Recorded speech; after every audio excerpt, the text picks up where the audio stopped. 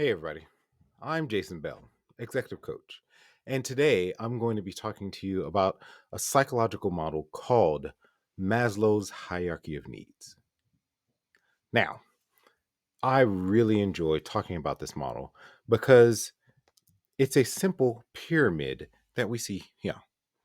Now, the levels are important, but what's also equally important is the descriptions associated with each level.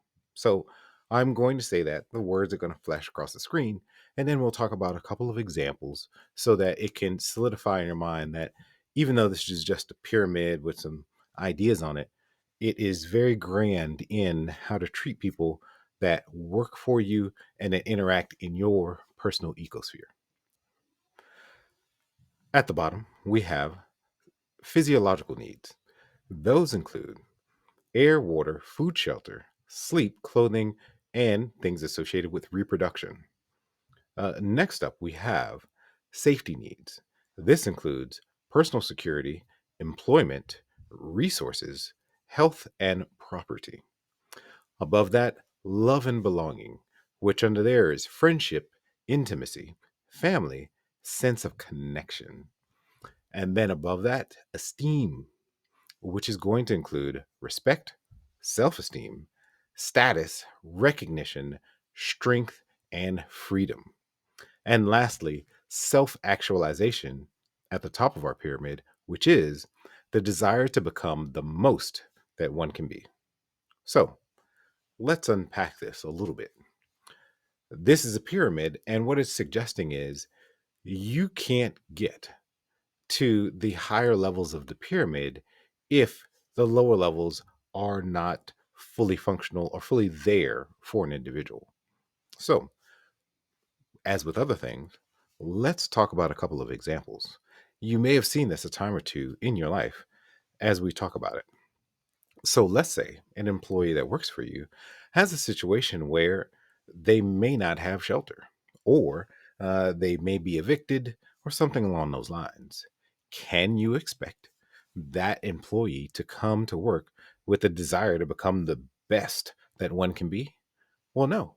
They're totally distracted because in their personal ecosphere, the safety of their family and things that they know are in danger. And they have to focus, maybe not consciously, on that so that they can then build themselves back up to a self actualization place where they can focus on being the best they can be. That's one example. Another example is either a friend or family member has lost someone close to them.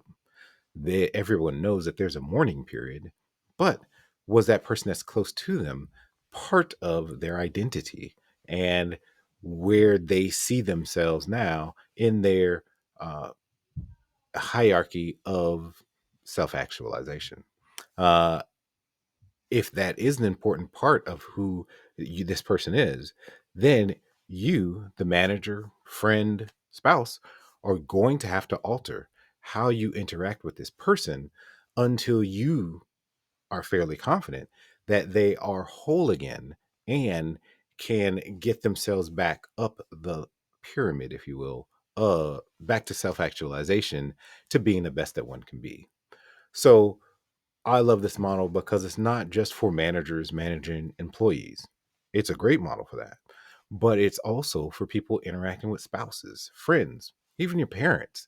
As soon as there's a loss or something that disrupts any one of these things on their hierarchy of needs here, then they're not going to be ready to look into the future to be that next rising star or to be able to run for office if that is in their future because the things that help make them whole are not complete.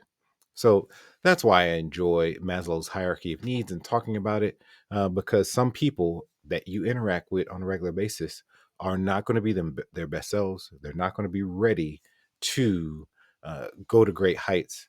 And if you take the time to pause and say, hey, what's going on? Has something changed in your life? And to get to the bottom of it's not them, it's their personal ecosphere.